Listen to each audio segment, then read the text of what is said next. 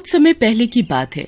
एक छोटे से शहर में संजना और लकी नाम के पति पत्नी रहते थे। संजना कभी माँ नहीं बन सकती थी, इसीलिए वो हमेशा अपने पति लकी के पीछे पड़ी रहती थी कि वो दूसरी शादी कर ले। सुनो जी, आप दूसरी शादी क्यों नहीं कर लेते? नहीं, मैं दूसरी शादी नहीं कर सकता। पर मुझे बच्चा चाहिए। मैं भी चाहती हूँ कि कोई मुझे माँ कहकर पुकारे, मेरा अपना बच्चा हो। ठीक है, हम एक बच्चा गोद ले लेंगे। नहीं, मुझे मेरा अपना बच्चा चाहिए। मुझे आपका बच्चा चाहिए। उसके लिए तुम्हें शादी करनी पड़ेगी। देखो, मैं तुम्हें बहुत प्यार करता हूँ और मैं तुम्हारे होते हुए दूसरी शादी नहीं कर सकता। संजना के लाख कहने पर भी उसका पति लकी शादी के लिए नहीं मानता। मैं कभी माँ नहीं बन पाऊंगी। मुझे कोई माँ कहने वाला नहीं होगा। मैं एक बांझ बनकर ही रह जाऊंगी। देखो, तुम्हें बच्चा चाहिए ना, तो हम एक बच्चा गोद ले लेंगे। वो बच्चा तुम्हें माँ कहकर बुलाएगा। नहीं, मुझे कोई बच्चा गोद नहीं लेना। मुझे तो मेरा और तुम्हारा बच्चा चाहिए। लकी संजना को समझाता रहता है, पर संजना नहीं समझती और वो अपने कमरे में जाकर दरवाजा बंद करके रोने लगती है। मैं माँ बने बिना ही मर जाऊंगी। किसी को मेरी कोई चिंता ही नहीं है। लकी भी संजना को इस तरह से परेशान देखकर दुखी होता है। अब मैं तुम्हें कैसे समझाऊं कि मैं तुम्हें कितना प्यार करता हूँ। मैं बच्चे के लिए किसी और से शादी नहीं कर सकता। फिर लकी भी वहीं हॉल में बैठा बैठा ही सो जाता है और अगली सुबह जब लकी सोकर उठता है तो वो देखता है संजना को बहुत तेज बुखार है। संजना, तुम्हें तो बहुत तेज बुखार है और तुमने मुझे बताया भी नहीं। चलो उठो, मैं तुम्हें अभी डॉक्टर के पास लेकर चलता हूँ। मुझे नहीं जाना किसी डॉक्टर के पास। जब मुझे बिना औलाद के मरना लिखा है तो ऐसे ही सही। संजना, तुम भी ना किसी बच्चे जैसी जिद करती हो। तुम्हें अच्छी तरह पता है मैं कभी ऐसा नहीं कर सकता, पर तुम हो कि समझती नहीं हो। लकी संजना को डॉक्टर के पास ले जाने के लिए बहुत पीछे पड़ता है, पर संजना डॉक्टर के पास जाने से मना कर देती है। इस बात से लकी बड़ा परेशान होता है। ओफो, इसे मैं कैसे समझाऊं? देखो संजना, तुम जो कहोगी मैं तुम्हारी हर बात मानूंगा, पर पहले तुम डॉक्टर के पास तो चलो। तुम मेरी हर बात मानोगे ना? हाँ, तुम जो कहोगी मैं मानूंगा। अब चलो डॉक्टर के पास। संजना फिर अपने पति के साथ डॉक्टर के पास दवाई लेने चली जाती है। जब संजना डॉक्टर से दवाई लेकर वापस आ रही होती है तो उसे रास्ते में एक लड़की सड़क के किनारे पड़ी दिखाई देती है। अरे, ये सड़क के किनारे कौन लड़की पड़ी है? अरे हाँ, ये तो कोई लड़की है, शायद बेहोश हो गई। संजना और लकी अपनी गाड़ी से उतरकर लड़की के पास जाते हैं और उसे उठाकर अपने घर ले आते हैं। कुछ देर बाद लड़की को होश आता है। तुम लोग कौन हो? मैं यहाँ कैसे आ गई? तुम हमें रोड पर बेहोश मिली तो हम तुम्हें अपने घर ले आए। तुम घबराओ मत, तुम यहाँ सुरक्षित हो। अच्छा बताओ, तुम्हारा क्या नाम है? मेरा नाम सविता है। मैं पास के गांव में अकेली रहती हूँ। कुछ लोग मेरे अकेलेपन का फायदा उठाने के लिए मेरे घर में घुस आए थे, इसीलिए मैं वहाँ से भाग आई। ओह, ऐसी बात है। तुम यहाँ हमारे साथ रह सकती हो।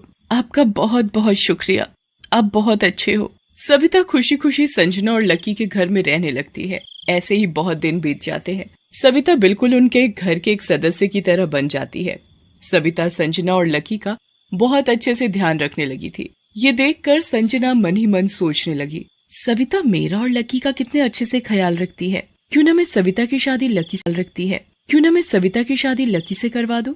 ये सोचकर संजना अपने पति से सविता से शादी करने के लिए कहती है। सुनो जी, मुझे आपसे सविता के बारे में बहुत जरूरी बात करनी है। हाँ कहो। तुम्हें सविता से शादी करनी होगी। तुम्हें पता है ना, मैं ये कभी नहीं कर सकता। अगर तुमने सविता से शादी नहीं की तो मैं अपनी जान दे दूंगी। लकी संजना की बात सुनकर घबरा जाता है और वो संजना के कहने पर सविता से शादी करने के लिए राजी हो जाता है। फिर सविता और लकी की शादी हो जाती है, जिससे संजना बड़ी खुश होती है। फिर कुछ दिनों बाद सविता प्रेग्नेंट हो जाती है। संजना सविता का अच्छे से ध्यान रखने लगी थी। फिर एक रात जब संजना पानी पीने के लिए रसोई में जाती है तो वो देखती है कि सविता वहाँ बैठी चिकन खा रही है। ये क्या, सविता तो शाकाहारी है। ये ऐसे पागलों की तरह यहाँ बैठकर चिकन कैसे खा सकती है? संजना सविता के पास जाती है। ये तुम क्या कर रही हो? वो दीदी, मुझे बहुत भूख लगी थी और रसोई में खाने के लिए कुछ नहीं था तो मैंने चिकन खा लिया। पर सविता तो चिकन नहीं खाती। सविता को इस तरह चिकन खाते देख संजना को कुछ अजीब लगता है और वो मन में सोचने लगती है कि आज संजना को क्या हो गया। हो सकता है सविता प्रेग्नेंट है, शायद इसलिए उसका चिकन खाने का मन कर रहा होगा। संजना सविता से कुछ नहीं कहती और वो अपने कमरे में सोने चली जाती है। फिर ऐसे ही अगले दिन जब रात को घर के सब लोग सोए हुए थे तब सविता अपने चुड़ैल के रूप में आती है और वो कुछ तांत्रिक पूजा करने लगती है। जैसे ही चुड़ैल की पूजा खत्म होती है तो चुड़ैल बड़े जोरों से हंसने लगती है। अब फिर से मेरी सारी शक्तियाँ मुझ में वापस आ जाएंगी जब मेरा और लकी का बच्चा होगा। मेरा और इंसान के बच्चे के बगैर मुझ में शक्तियाँ नहीं आ सकती। इसके लिए मेरा और लकी का बच्चा होना बहुत जरूरी है। जब चुड़ैल अपने कमरे में तांत्रिक पूजा कर रही होती है तभी संजना की नींद खुल जाती है तो वो सविता को देखने जाती है। जैसे ही संजना सविता के कमरे के पास जाती है तो उसे सविता के कमरे से डरावनी आवाजें आती हैं। संजना खिड़की से झांक कर देखने लगती है तो कमरे के अंदर का नजारा देखकर संजना के होश उड़ जाते हैं। ये क्या? ये तो एक चुड़ैल है और ये तो लकी के बच्चे की माँ बनने वाली है। हे भगवान, ये मैंने क्या कर दिया? अब मैं क्या करूं? अपने बच्चे को इस चुड़ैल से कैसे बचाऊं? फिर संजना जल्दी से अपने पति के पास जाती है और उसे सविता की हकीकत के बारे में बताती है। ये सविता कोई लड़की नहीं है बल्कि एक चुड़ैल है। अब तो चुड़ैल आपके बच्चे की माँ बनने वाली है। ये तुम क्या कह रही हो? मैंने खुद अपनी आंखों से उस चुड़ैल को देखा है। अगर तुम्हें विश्वास नहीं है तो चलो मेरे साथ। फिर संजना अपने पति को सविता का असली रूप दिखाने ले जाती है। वहाँ जाकर लकी के भी होश उड़ जाते हैं। लकी और संजना दोनों खिड़की से चुड़ैल को छुप कर देखते हैं। जैसे ही चुड़ैल अपनी तांत्रिक पूजा खत्म करती है तो वो अपने पेट पर हाथ फेर कर हंसने लगती है। मेरे बच्चे, बस तुझे कुछ समय और इंतजार करना पड़ेगा। फिर जैसे ही तेरा जन्म होगा मेरी शक्तियाँ मुझे दोबारा वापस मिल जाएंगी। फिर मैं तुझे लेकर यहाँ से चली जाऊंगी। संजना और लकी छुपकर चुड़ैल की बातें सुन रहे होते हैं। तभी वहाँ चुड़ैल के सामने आते ही वो दोनों चुड़ैल से कहते हैं, तुम ऐसा नहीं कर सकती और तुम एक चुड़ैल हो। तुमने हमें धोखा दिया। मैं तुम्हें अपनी छोटी बहन की जैसी समझती थी पर तुमने क्या किया? तुमने हमें ही धोखा दिया। मैं तुम्हें अपने बच्चे को कहीं नहीं ले जाने दूंगी। ये मेरा बच्चा है। हाँ, संजना बिल्कुल सही कह रही है। हमने तुम्हें अपना समझा और तुमने हमारी भावनाओं के साथ खेला। अब हम तुम्हें अपने बच्चे को कहीं नहीं ले जाने देंगे। तुम ऐसा नहीं कर सकते। तुम मुझे नहीं रोक सकते। मुझे मेरी शक्ति वापस लाने के लिए मेरा और इंसान का बच्चा होना जरूरी था। तभी मुझे मेरी शक्तियाँ वापस मिल सकती थी। इसलिए मैंने तुम्हें चुना। संजना और चुड़ैल आपस में झगड़ा कर रहे होते हैं। तभी चुड़ैल को दर्द होने लगता है और वो दर्द से तड़पने लगती है। मुझे तकलीफ हो रही है।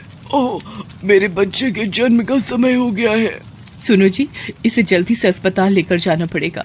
हाँ ठीक है, हम अभी इसे अस्पताल लेकर चलते हैं। फिर संजना और लकी चुड़ैल को अस्पताल लेकर जाते हैं।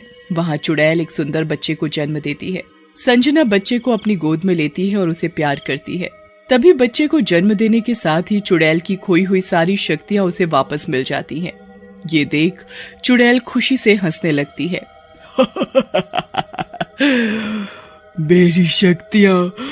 मेरी शक्तियाँ वापस आ गई। फिर चुड़ैल संजना से अपना बच्चा वापस मांगती है तो संजना बच्चे को देने से मना कर देती है।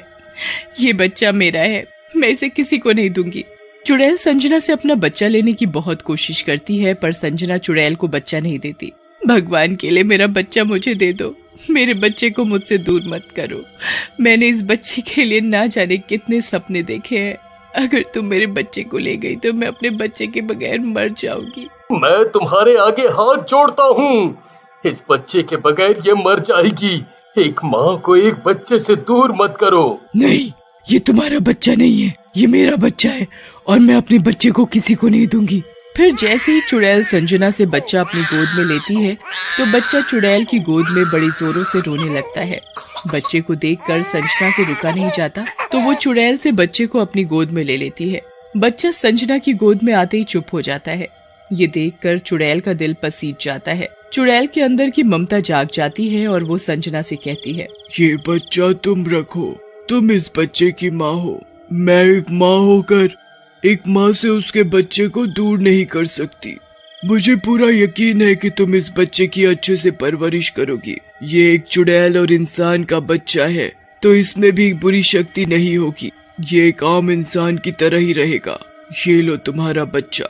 चुड़ैल एक बार अपने बच्चे को बड़े प्यार से देखती है, फिर संजना को बच्चा देकर वहाँ से चली जाती है। संजना भी अपने बच्चे को पाकर बड़ी खुश होती है।